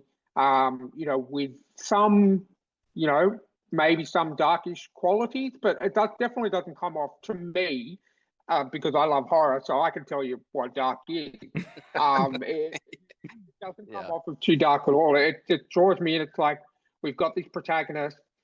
Something's up with the moon, if that is what it is, and she's like, okay, I've got some stuff to do in this book. I'm gonna do the right thing. I'm gonna try and save everyone and go from there. Yeah, no, that definitely kind of hits.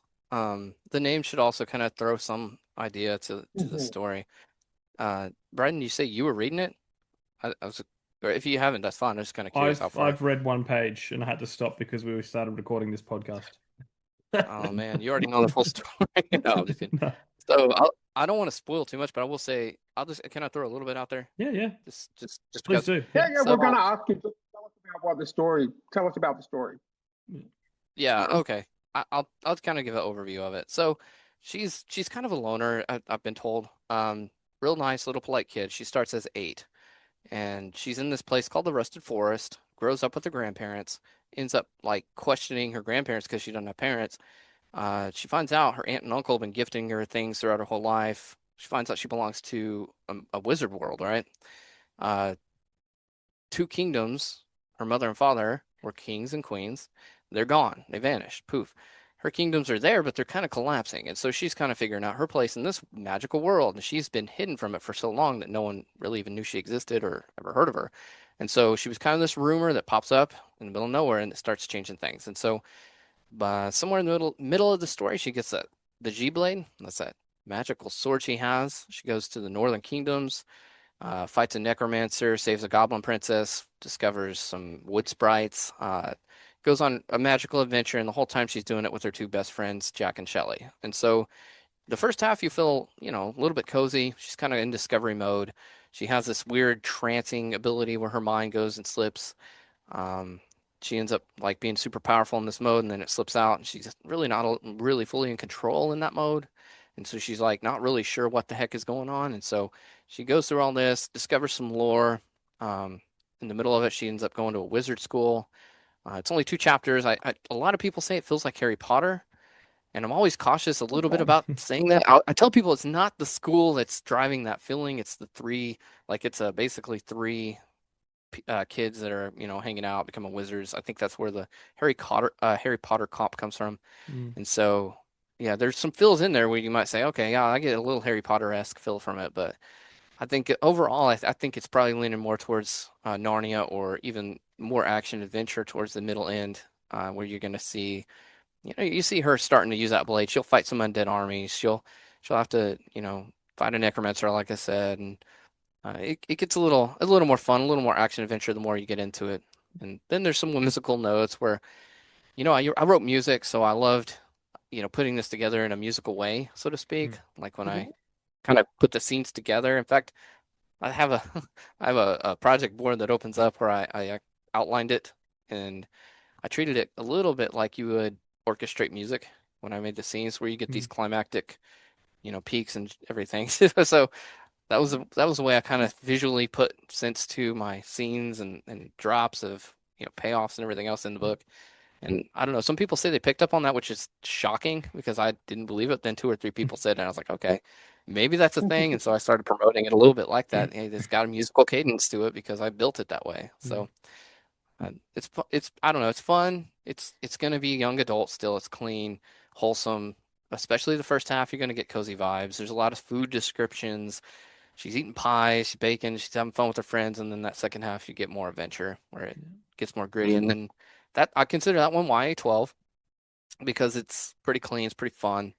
This one right here, you'll get, the second one coming out on May 30th.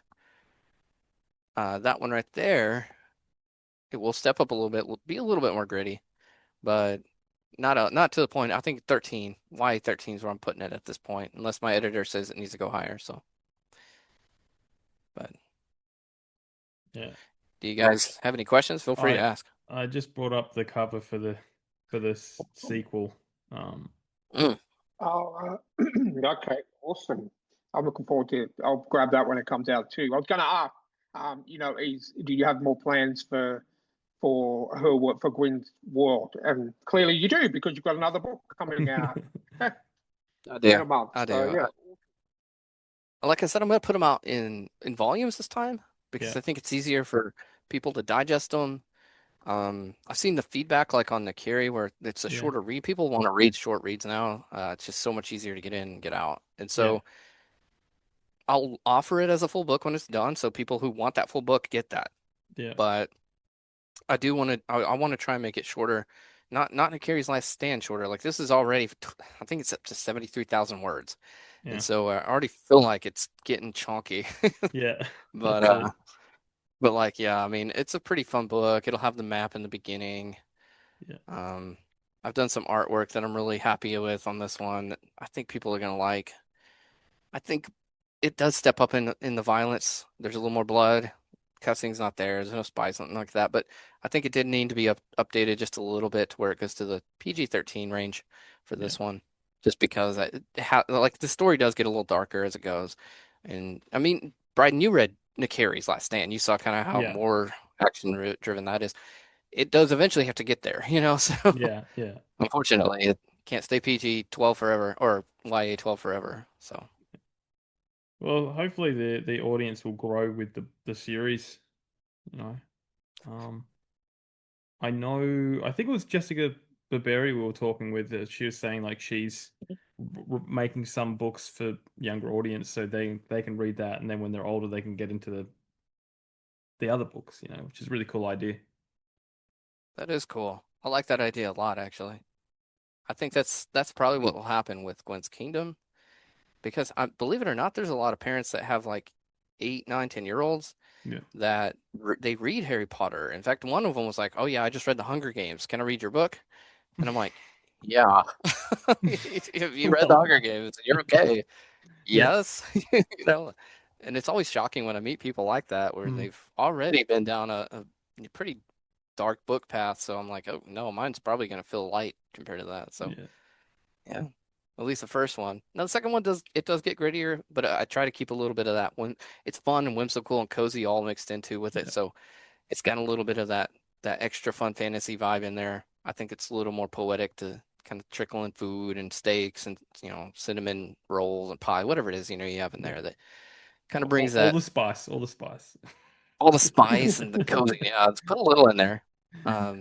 Because I mean, to me, if you only have the dark part, it's fun for a Yeah. while, but sometimes it overwhelms you.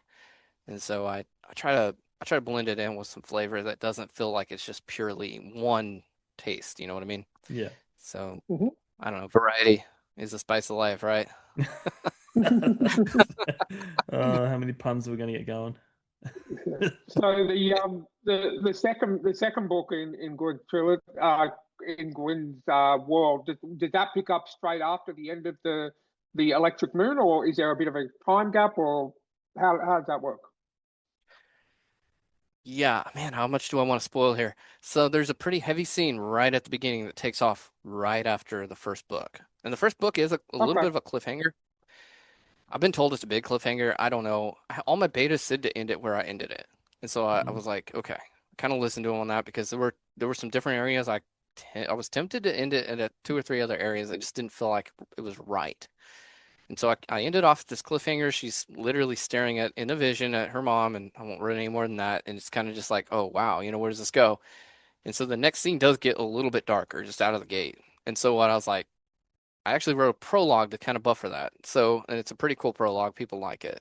And so that's kind of where it'll end up. It'll basically take off back to back. There's not going to be like a huge time gap or anything other than, you know, me releasing books, but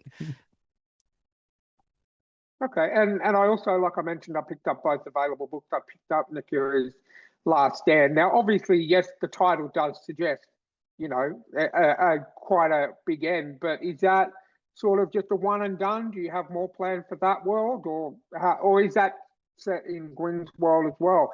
Just because I bought the books, I haven't read them. I'm very interested to find out. so no, they're the same world or same universe. Sorry. I don't want to say same world. So Nakiri, this whole story, this is one of what I think will be 5 books, just basing it off of Okay. how I wrote it. She's basically she's her own thing. I don't want to, man, I could spoil so much so easy. I don't want to spoil where she comes into Gwen's kingdom because it's just not it's not ready. But there's some crossovers that I know, Jay, you'll know immediately. Like this blade right here on the front of both, these Mm-hmm. are the same blade. Things like that. The G Moon, the electric moon out here on the front, that's based off of my system, which comes from the G.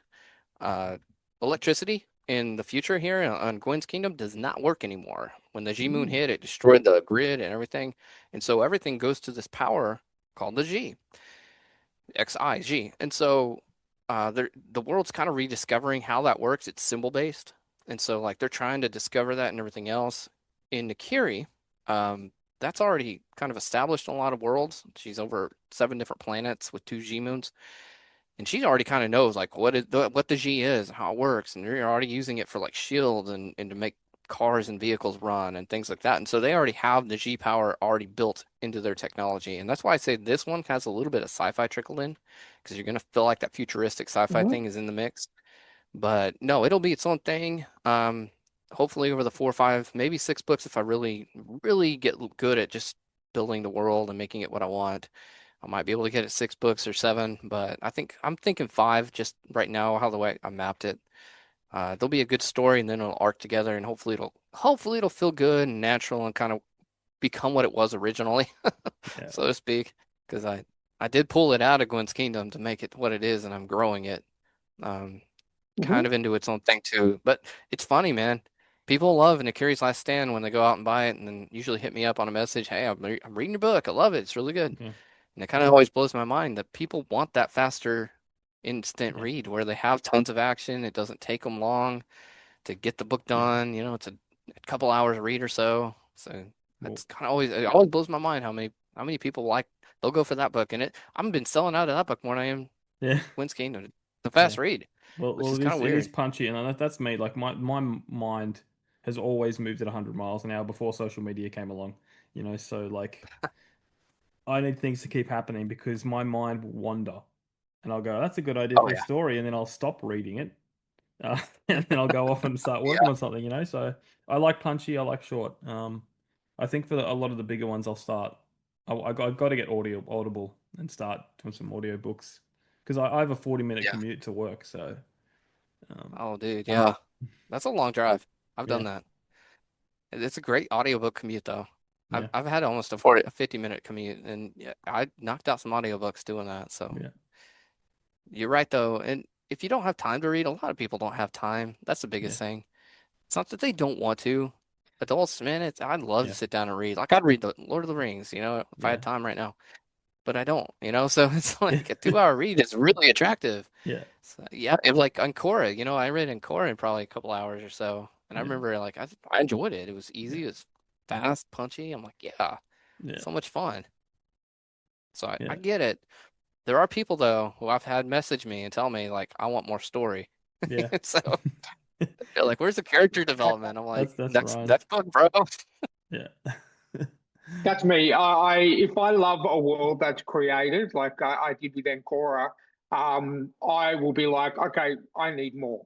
I can't just Yeah, have this, and luckily, I got to read the prequel I Destined before it came out, and I was like, okay, that's awesome. I want more.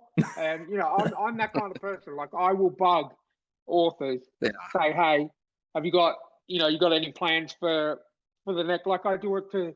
I think I messaged Janelle Schiecke after I read The Clatterman. I was like, okay, when's the sequel coming out? And she said, yeah, well, I've just started working on it. I'm like, okay, cool, cool. But yeah, if I love a world, I will happily stay in that world for as long as I possibly can. So, that's awesome. I love that. Now I just bought 100 ISBNs. I know, I don't know if you guys buy them down there, but yeah, I just bought 100 because it takes 3 just to write a normal book. You got hardcover, yeah, softcover, ebook. And then if I'm breaking these up into volumes, that's 9 ISBNs per yeah, book. And so I'm committed. yeah, It's like $600 for 100. So I'm like, okay, I'm not giving up on this. I'm definitely going through with the writing. So to anyone out there asking if I'm seriously taking this serious or if I'm going to George R. R. Martin them, no, I'm taking it serious. I really do yeah, want to see this through. I yeah, want to I want to have a full series. I've got a huge world to share. I've actually been holding back, so it's really hard. I'm sure you see some of that when I'm yeah, talking. It's easy to spill too much, but at the same time, I do see people that want it. Like you Yeah, just said right there that you want more. I see that, and man, Mhm. that makes an author's day to yeah, hear someone say, "I want more of your world. Show me what you yeah, got. I want to get into it." It really does. It's author fuel to make me want to go write a book. So yeah. I love it when people say that. Yeah. But I love it and hate it because Awesome. I got to find time for it.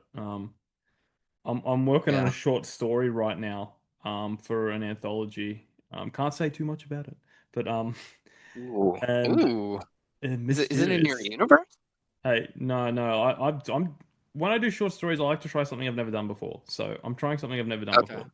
Um, I didn't do so that. I it's mine's in my universe. yeah, it's very mine's very Australian, you know. I figured That's crazy. Okay. most people like the Emu War. They won't shut up about it. Went, well, I'll do something like that.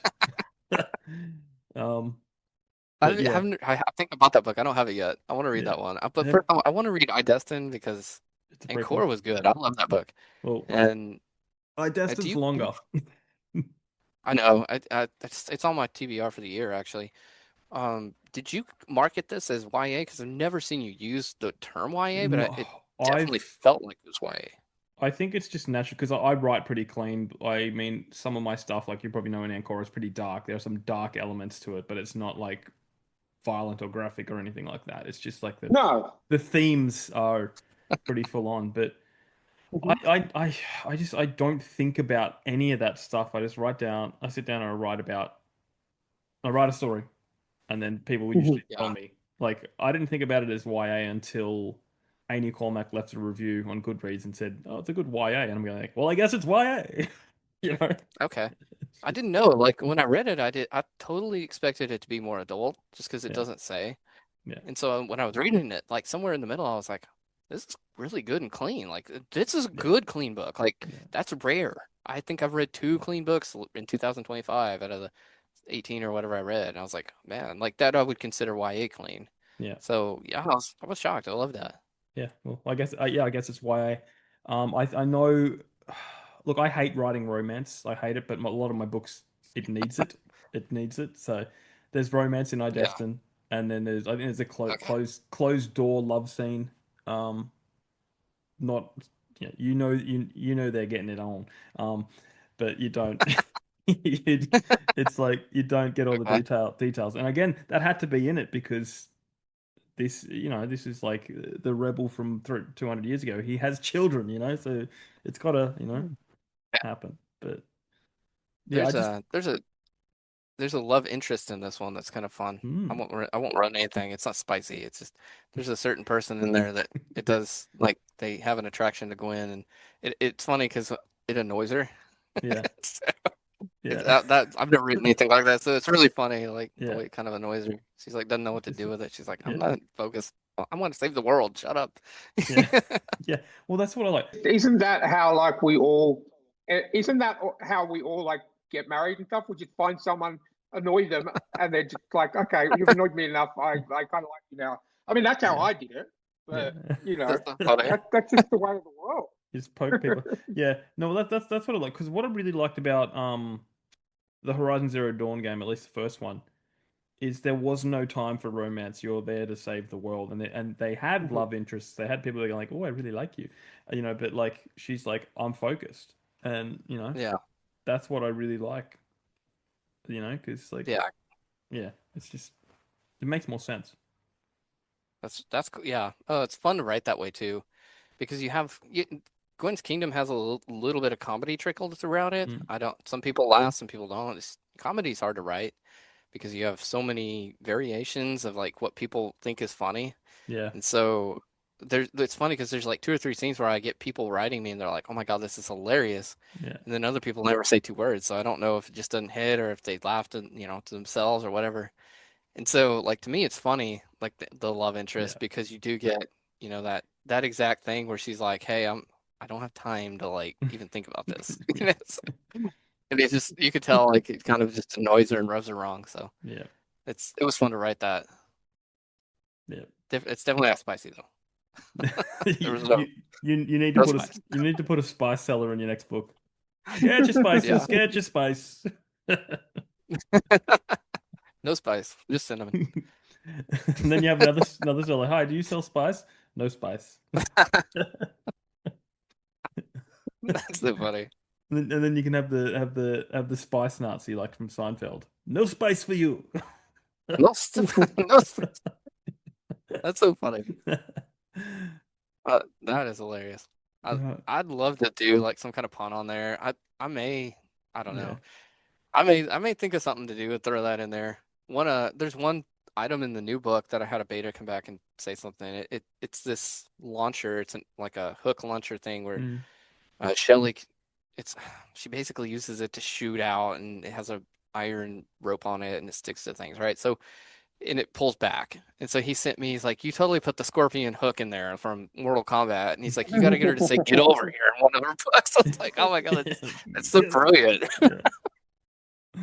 I don't know how in trouble you could get for a catchphrase like that, but it's Well, tempting. I think you could get away with it. I mean, yeah, like bringing it back to film, we had some filmmakers on recently, who made a movie called ZombieCon, and it was basically Oh, yeah. cosplayers where they start the zombie apocalypse essentially, but they're all cosplaying, and you can they don't look Really? you they don't look exactly like who they're Mhm. cosplaying, but enough for you to go, that's Star Lord, that's Oh, and really? they can get away with it without the copyright stuff. So Yeah. I don't know. I'd hate to get like in trouble for it yeah, because I mean, I don't know. Some companies don't care. They like that promotional like yeah, kind of confluence anyway.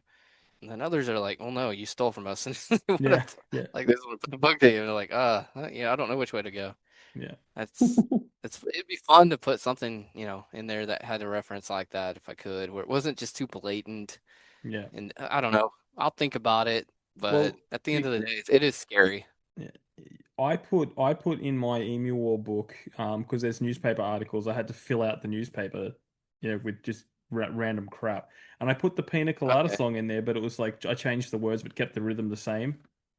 okay, and and I had that's cool. someone from my work, who just read it, and he said he knew straight away it was that, but it wasn't like, hey, do you like, but it's obvious enough that you can That's funny. tell what I was doing, but That's good. That's good writing though. That's good. yeah, I mean, you parodied it. yeah, So I love that. And the other thing too is like, I don't know. I think if you write a parody and you come up and you're upfront about like this is a parody, I yeah, think that legally has a more like strength to kind of have yeah, leeway in a court where a yeah, judge is probably gonna be like, yeah, it's a joke, dude. yeah. You know, where I don't know. Me literally using the term "get over here" probably isn't even. I don't know if you could even copyright. Can you copyright a phrase that's small and No, generic? I don't think I so. I think No, it's more no, not at all. yeah, It's really not. Like that seems like it'd be. Well, I know the hook and everything, yeah, but it might not be. It's still, I feel like it'd probably be loose enough, and not. yeah, It's just a throwback to like gamers and stuff. yeah, That's Yeah, all it would be. I think it's a Cool. nostalgia thing. Like, I jokingly say at the start of every episode that I own the term "living the dream," but I clearly don't. But you know what I mean? Like, Right. you can't own a phrase. I don't think if it doesn't have any names or any descriptive places or anything. It's just the words "get over here." I think you'd be fine. Yeah. so I did hear somewhere that Matthew McConaughey is trademarking all right, all right, all right. Yeah, he would. He would. Which was What? weird because I did some video editing a few months back for high school football, over in America, um and it's from Texas, and nearly I lost count of the amount of times that the camera went past people and they were like, all right, all right, all right, all right, it's just like it's a Texas thing.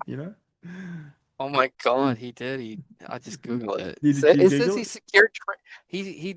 Oh my God, he secured 8 trademarks for the client phrase. What? That's Yeah, so like random. that's so weird. Why would you do that? People will hate you if you do that. Like, don't do that. it, That's not it right. it I just can just means, I just yeah. have this image of Matthew McConaughey popping up every time someone says all right, all right, all right. He's like, that's $5. just with his hand, and then he disappears. It's like summoning. That's how you summon Matthew McConaughey. You stare into a mirror and say, "All right, all right, all right," 4 times. If you say all right 3 times, like if you say all right 3 times, it's like Beetlejuice. It does. Yeah. It does say he did it to prevent unauthorized artificial intelligence AI from deep All fakes right. and voice cloning. Okay, there So you I go. guess he's not doing it probably to like slap someone upside the head in a book or something like that. He's Yeah. probably doing it to protect himself in AI, which Yeah. I kind of respect Yeah. that if that's true. I don't know Yeah. if that's true. That's Google AI said that. So Yeah. So AI told you that. Yeah. yeah, take it with a grain of AI salt. Yeah. AI spice. Yeah. Yeah. All right, let's get to the fun part where it's or the fun part before the fun part. What's some Okay. advice you'd like to give writers out there, or something that you've learnt along the way on your writing journey that you feel is really valuable? Oh man, there's a lot of advice I could give. Um, I'd say just stick with your personal vision. Here's what I'm gonna say. Write to the people who love your story. It can take you a lot of time to find those people, but they're the ones you should write for. If you're writing to just appease critics, it's gonna make you miserable. And there's always gonna be critics who hate your work or don't like it or just don't like parts of your work and say, "Oh, well, this is wrong because of this. This is bad because of this," and they'll pick it apart. And those aren't your audience. They're not the people that are going to buy the next 10 books. Yeah. They're people who came, they're going to leave a crappy review, they're going to say I didn't like it, and they're going to leave. Don't write for them. Don't even think twice about that. Those aren't the people who love your books. They're not your readers. Don't pay attention to it. Take what little advice you can to learn from it because most of it's going to be pretty empty anyway. It's just somebody that didn't like your genre, didn't like the way you wrote, didn't like the perspective, didn't like the tense, whatever. Yeah. Take it with a grain of salt, but find those people who genuinely love your book and get them as betas. Hook into them because they're the ones that are going to buy the next 10 books. They're the ones that are going to love your story. They already love what you wrote. They're going to want more of it. Those are the ones you're writing for, and keep that in mind because a lot of people get disheartened with critics. I get messages from authors a lot where people are sending or saying something negative about their book or they're saying Yeah. something bad about the book. And I'm like, dude, you have 30, 40, 50 reviews out there that are 5-star reviews where people rave about your book. Yeah. You're worried about this one person. He's like, yeah, I don't feel like writing anymore. And I'm like, no, don't do that. That's so destructive mentally as an author. And we all do it. We all have like this, I call it like the author kind of self-confidence flaw where we Yeah. just have like a down. Like I don't know why, but I think every author goes through these periods of just emotional lows where we hate our work, we feel like we're crappy, we're authors, nothing's good. Everyone does that. Yeah. But when you do get kicked with something crappy, because it does happen, I think to everybody who writes, look at the look at the 98% that's good or whatever it is, 95, whatever it is. Look at those and look at the guys that Yeah. really just they genuinely love your stuff Yeah. and focus on that. That is the biggest, most important thing that's going to keep you dry. Because when you read those positive reviews and realize somebody sat there for 8, 10, 12 hours reading my book and they took time to go sit down and tell me, not even me, they're just telling other people, Yeah. this is a good book. Go read it. And that really, like, if you think about that, that's a big important thing that happens to an author that I think we overlook, and we focus on Yeah. those little zits that pop up where it's like a tiny blemish on this huge, beautiful face, and we Yeah. got to focus on the rest of the face sometimes. So that's my advice to authors. It is so easy to get down. Don't focus on the negative people. There's too much toxic negativity out there, and there are people who are just going to be critical. They just Yeah. want it, like they are Simon Cowell's and guising critical advice or critical comments basically guised as being honest. And it's not Yeah. true. They're just Yeah. trying to nitpick and come up with reasons not to like your work. Yeah. That's out there. And a lot of it is out there. And so don't get hung up on it. It's super easy to get hung up on it, but don't do it. It's not worth it. So to me, that's my advice because you will experience this as an author, no matter who you are. Good, even if you're freaking J.R. Tolkien. Go Yeah. look at J.R. Tolkien's 1-star reviews on Lord of the Rings. And you'll be like, holy crap, there's like 50,000 1-star reviews for people like, I hate this prose. I can't stand this guy. And it's like, oh God, he's one of the best authors of the last 100 years. And Yeah. people are ripping him a new one on Yeah. Goodreads. It's like crazy. Yeah. So anyway, And that'll if wrap you that up. if you follow those reviews, you follow those reviewers and they'll take you to Rings of Power and they'll go like 10 stars. You know, you know, you know. Oh my God, no. Yeah, you're probably right. You're Yeah, probably right. it's usually the way. Yeah. And it sometimes you get a misread too on it. I mean, there's Mm. people out there that they just genuinely didn't enjoy the book. Yeah. Like I had a 3 star in a Curie the other day, and I know who it was. I spoke with the guy for like 20 minutes because he kept on Mhm. going on about Red Rising. And Yeah. he's like, "Is your book like Red Rising?" And I was like, "Man, I've never read Red Rising. I don't know." And he eventually he said, "I'm gonna go read it for free on Kindle Unlimited," and he did. He gave it 3 stars. He gave it a shot. I still appreciate the crap out of the guy Yeah. for giving it a shot. And so I went on his Goodreads just to see what else he read. And sure enough, Red Rising's 5 stars, and then Hail Mary's like 2 stars, and he had Yeah. like one or two other Mhm. books. And I'm like, hey, I'm actually coming out pretty unscathed Yeah. compared to Yeah. like some of these other books, so I'm okay with that. Mm. So you just never know though. You're gonna get Yeah. some mismatched readers who Yep. they don't know, and you don't know. Like, yeah, I don't know all the books I'm getting, comp to. So Yeah. sometimes you run into that. So it just happens. Then Yeah. you can't let it get it down. I mean, you can't let it get you down. You got to Yeah. realize your stuff's your own thing. So Excellent. Well, it's time. The story pitch, my friend. The I don't know. You it's sure? oh, it is. It's the fun game. Have you seen Okay. these? Have you seen these floating around? I I, gotta find the I don't graphic. have visual on anything, so you're gonna have to No, tell it's me. all right. Well, I'm still gonna put it on the screen for the audience or our Okay. listeners. So the game is called Story Pitch. What we have is a setting, a genre, a main character profession, and a crazy addition. You're going to give us a number between 1 and 12 for each of these categories. Me and Ryan are going to tell you what they are because on our hidden graphs, and then you're going to pitch us a story. It can be as in depth or not in depth as you'd like. Um, All right. so when you're ready, four numbers between 1 and 12. All right. Let's go 7, Mm-hmm. 11, Yeah. and 7, 7. Yeah. and then 5. 5. I thought you were going to go 7-11, 7-11. Oh, that'd be kind of cool. Hey, I'll go 7. Yeah. Yeah, 7, no, 11, okay. 7, 5. 7-5. Okay, cool. No reason. So your setting is a haunted house. Okay. Hmm. Mansion. Your genre is steampunk. Mm. Okay. Your main character is a 5 times martial arts world champion, aka Chuck Norris.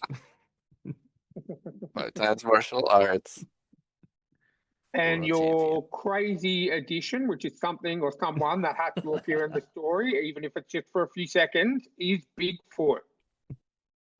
Bigfoot. I got Yeah. Bigfoot. Yep, you Oh, did. this is awesome. So your Okay. genre is steampunk. Your setting is a haunted house. It's got to have a 5 times martial arts world champion Okay. as your main character, and Bigfoot's got to turn up. Okay. Man. Okay. Ooh. I didn't expect to roll such odd things, but I love it. Can I make it Chuck Norris? Because that is really Yeah, tempting. yeah, no, you can. Like he literally is Chuck Norris All right. because Picture this. he is a 5 times world champion. Yeah. I mean, why not? Yeah. Okay. All right. Steampunk. I'm gonna have to totally figure out the steampunk thing. I'm not used to writing the steampunk. Okay, so Chuck Norris walks up on this haunted castle. It's layered and tiered and pointy towers and staircases, and it's mystical. And in the fog, you can barely see the puffing engines of the steampunk cannons flaring out over the atmosphere. And so he's walking slowly, and he hears a howl. And it's a loud, squealy howl. And what is it called in Australia? Yahweh? Is that what you guys call it? Yowie is Yowie. Bigfoot. Yowie. Yowie. Okay. Yeah. Yowie. He hears a Yowie or Bigfoot. And he's like, man, it's squatchy. And he knows he's gonna have to duel because he can't get to the castle unless he fights this big giant Sasquatch. And that's this whole haunted lore is this mystical Sasquatch lives in the woods just outside this castle. And this haunted castle, I should say. And so he's walking, he's listening, and he hears the puffs of the steam engines puffing off. The train's getting ready to go. Sasquatch, and all this big giant misty fog is blinding him, and all of a sudden he comes up and there's a Sasquatch in front of his face. And Sasquatch says, "Sir, I'm a ghost, but we're supposed to fight." So, I hold on, I gotta get the character. And so he looks up and he goes, "Cowboy, do you know who I am? I'm Chuck Norris." Sasquatch is like, "Well, in that case, we're not going to fight." And he leaves. So Chuck Norris makes his way to the ghost castle. He makes his way to the ghost castle. Dang it, I can't go. He makes his way to the haunted steam engine castle, and I'm going to wrap it up right there because he lives on happily ever after. With his Chuck Norris. I can't do anymore. The, I'm going to laugh my butt off. the ghosts leave because of Chuck Norris. Okay, well, that's enough. I can't do anymore without laughing. It's too I funny. like it. Silly. That was very good. Very good. That's- I'm invested. I'm in tears. I'm invested. Yeah, I'm invested. We're invested. That's got to be your next. I need the rest of the story. Gwen's Kingdom, the haunted, the haunted castle, and Chuck Norris. Yeah. The Ghost Squatch. Ghost Squatch. Yeah. Ghost Squatch. Gwen's Kingdom Ghost Squatch. Yeah. Man, I hope one day I get big enough that someone makes a fan-based book on that. That'd be so funny. Fan fiction. That'd be great. Yeah. Yes. Or fan fiction, yeah. Man, that'd be so funny. I love it. Well, sorry, my friend, but this is round 2. It's a different graph. What's round 2? It's a different graph. So you can give us the same numbers. It'll be a different result, or you can give us new numbers. It's up to you. Let's do 7-11, 7-11. Oh, 7-11. 7-11. Well, although I will be honest, the squash was pretty hot. I like doing that. Okay. I like Ghost Squatch. Your setting is a moon base. A moon base? Yeah. Okay. And your genre is furry sleuths, like anthropomorphic animals, like animorphs, that kind of thing. Furries. No, like more like Humans that can turn into animals. No. Anthropomorphic, as in the sense of like Winnie the Pooh, Redwall, they're Okay. humanoid animals. Zootopia, should we say? It would be another one. All right. Like Okay. your main character is a sommelier, a wine taster. A wine taster? Yeah. And what did you call him? The official term was is a sommelier. That's the official term. Sommelier. Sommelier. How do you spell that? SOMMELIER. But essentially, it's a wine taster. But that's you done learned me up on this. Never heard of that. Yeah. And the crazy addition, which is something or someone that must appear in the story, is a multiverse of Sherlock Holmeses. Oh, what? Okay. So, do I get to pick what my anamorphic furry guy is? Yeah. And anything you want. Anything you want. Okay, so I love the Guardians of the Galaxy, so I'm gonna go with a raccoon. Mm-hmm. His name's gonna be Bandit, because I used to have a cat named Bandit, but it's also a good name for a raccoon. And let's see. Bandit is figuring out why the heck he's on the moon. Because he's on the moon. He's a raccoon, dude. So Bandit's walking, he's chilling, having a good day, doing, what raccoons do, munching on some trash. And so he's just chilling, figuring out, walking down the street, why is he on the moon? And he stops by and he asks this polite young they gotta be a bird. Birdman. Big Bird. He asks Big Bird what he can do to get off the moon. He's tired of this place, right? Big Bird says, "No, you like it here. You love it here. But be careful, because there is someone investigating just through the door here in this house. But on the other side of the house, there's a wine tasting." So Bandit says, "Okay, I love wine. I sometimes pull it out of the trash in little droplets out of the cups that I get. And I find it. It's so delicious." And so he goes inside to check out this wine tasting, and there's sure enough, there's Sherlock Holmes. And he's standing there next to his partner, Sherlock Holmes. And so Sherlock Holmes are looking at him. "Why are you here? You went in the wrong door." And he goes, No, I didn't. I'm here for the wine. I'm a sommelier. guy. Sommelier. And so he says, okay, well, go on through. This to the back. So they rush him out the back. Sure enough, though, he sees the wine table, right? And he says, okay, I'm gonna go have me some wine, taste some wine. And as he's walking, he makes sure to go around the back, the opposite way he came, so he doesn't get trapped by these Sherlock Holmeses, right? So, uh, unfortunately, he does stop to find another Sherlock Holmes is outside mowing the yard. And so he's like, well, this isn't right. Sherlock Holmes is inside solving a crime. There's peoples to be figured out in here and crimes to be had, and so or the other way around. And so he decides he's gonna walk around after trying his wine, but he can't. Something in his head's different. He's tripping on the wine. It's doing something weird to him. And so he starts walking towards the trash because he knows that's a good place to go. And so I don't know where to go with this story. I'm so lost. I have no directive on this. I feel like I'm pantsing in the wrong direction. Let's do this. So he finds the way off the base, but this is how he does it. He has to contact Sherlock Holmes, but the right Sherlock Holmes, in order to find the way to get off. And when he does, he doesn't make it because he finds a wine full of trash. I mean, a trash full of wine. There you go. There you go. Excellent. I mean, in your defense, it was a very, very hard one. Like, there's nothing connected to each other. Like, usually we get one or two things that connect to each other, but absolutely nothing connected to that. Yeah. I feel like my little bandit is gonna get stuck on the moon, eating trash and drinking wine, and trying to figure out why Sherlock Holmes is where. Maybe the trash panda's got ADHD, and he keeps getting distracted by every trash can he sees. He's like, "Oh, trash can! Oh, trash can!" I like that. If I had a few more minutes, I could probably pants out something better. But maybe it ends with the moon becoming electric. You know. Oh yes, yes. Not a bad ending at all. See, the moon could be electric, and all of a sudden I have trash pandas in my book. Yeah, I like this. Awesome. Go squatch and get trash pandas. That's it. Thanks for joining us, Brian. It's been an absolute blast. I loved it. If you want to read a book with trash pandas in it, Ben Schenkman has a good book out that I read a couple of months ago with a talking animal sidekick, and it is a raccoon, a trash panda. Oh, really? That's too funny. Yeah. Oh man, I do like Guardians of the Galaxy. That was a great movie. So I always like Rocket.